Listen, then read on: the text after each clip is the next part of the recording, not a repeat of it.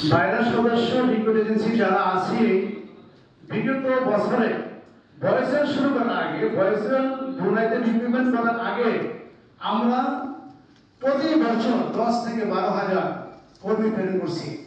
আপনারা এটাকে চেক করে দেখতে পারেন। আর এই মুহূর্তে বিগত 1.5 বছরে ভয়েসেল কত বাড়াইছে? সর্বোচ্চ 5 থেকে 700, এখন মনে 200 হয়েছে, সর্বোচ্চ 900। কোথায় 900? 1.5 বছরে। আর আমাদের 1.5 বছরে তো 17 থেকে 18,000 কর্মী যেত আমাদের মাধ্যমে অনেক কম মূল্যে এবং দ্রুত কোয়ালিটিপূর্ণ শ্রমিক আমরা প্রেরণে আমরা দক্ষ মানে গ্রহণযোগ্য নয়। বিশ্বের যে শ্রম বাজারটা কিন্তু রিপিটেডলি চায়, জরুরি ভিত্তিতে শ্রমিক চায়, কিন্তু এই বিলম্বিত করার জন্য আমাদের শ্রম মজার হারাচ্ছে এবং দেশের যে মেইন আমাদের সোর্স, আমাদের শক্তি, রেমিটেন্স যোদ্ধাদের অর্থ। আমি সচিব মহোদয় ছিলেন, রাজ্যিক সচিব মহোদয় ছিলেন শহীদুল ইসলাম সাহেব। আমি আপিল করেছিলাম, দেখেন আমরা 200 শ্রমিক 3 বছরে অবশ্যই মেজরিটি পাঠাতে হবে বলে আমাদেরকে একটা বাইন্ডিংস দিয়েছেন। আবার আমরা যখন শ্রমিক পাঠাইতে যাব আমাদেরকে ম্যান পাওয়ার দেওয়া হচ্ছে না। আমরা এইরকম বিভিন্ন দেশের শ্রমশক্তি যদি সরকার নিজেই পাঠায় তাহলে আমরা 200 কিভাবে পাঠাবো? 200 তো পাঠাতে পারি না।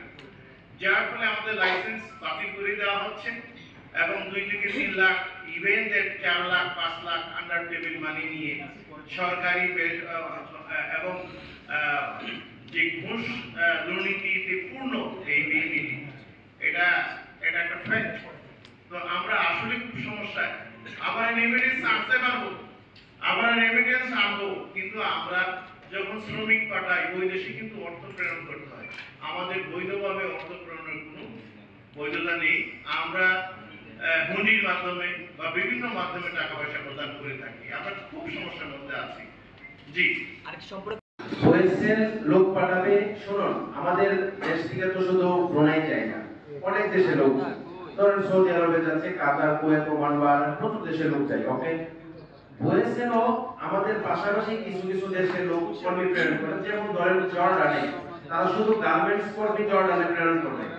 এতে শুধু যে জর্ডানে শুধু তারাই পাঠাবে এরকম না, এটা হচ্ছে কি G2G, আরেকটা হলো G2G প্লাস। প্লাস মানে হলো এখানে বেসরকারি মাধ্যমে লোক যেতে পারবে, মানে আমাদের মাধ্যমে যেতে পারবে। কিন্তু ব্রুনাইয়ে কি হয়েছে, শুধুমাত্র G2G, শুধু ওয়েসেলে লোক পাঠাবে, অন্য কেউ পাঠাতে পারবে না। ওকে, আমরা মেনে নিলাম আপনারা লোক পাঠাবেন, কিন্তু আপনাদের 1 বছরে কি করলেন? 1 বছরে আমাদের শ্রম বাজারটাকে নষ্ট করলেন, দেশের রেমিটেন্সটাকে নষ্ট করলেন।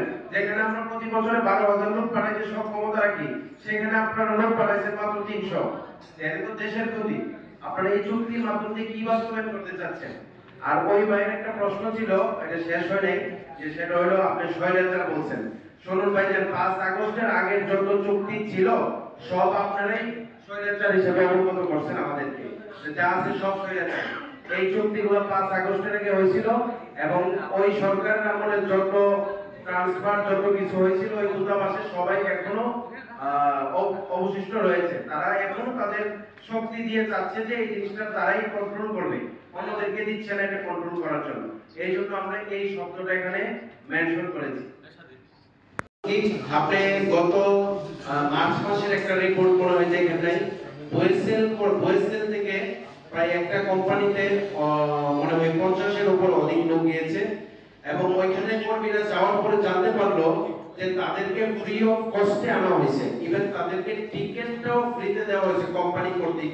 কিন্তু প্রত্যেকের থেকে ব্রুনাইস্থ যে এজেন্ট আছে সে 5 লাখ টাকার মতো করে নিয়েছে। তখন তারা কি করলো, সবাই মিলে হাই কমিশনে গিয়ে একটা দাঙ্গা করলো যে আমাদের এইভাবে আনলো, আমরা এখন এসে দেখলাম যে আমাদেরকে ফ্রি আছে কিন্তু আমরা তো টাকা দিয়ে আসছি। এখন আপনি যখন একটা জায়গায় বাল্ক কোয়ান্টিটি কাজ করবেন তখন আপনার যে কোনো একটা নির্ধারিত একটা পার্সেন্টেজ থাকবে যে এটা আপনার একটা সাইড ইফেক্ট হিসেবে রাখবেন। অনেকে দেখা গেছে ঠিক মতো কাজ করে না, কোম্পানিতে বাইরে গেছে, তাও এজেন্সির দোষ।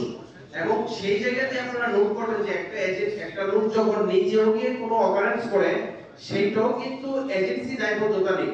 ইভেন তারা যখন এসে বিএমইটি কমপ্লেক্সে কমপ্লেন করে, এজেন্সি সত্য হোক মিথ্যা হোক এমন ভাবে আইন করা আছে যে তার কর্মীর স্বার্থ সংরক্ষণের জন্য তার সম্পূর্ণ অভিবাসন ব্যয় এজেন্সি দিতে বাধ্য থাকে।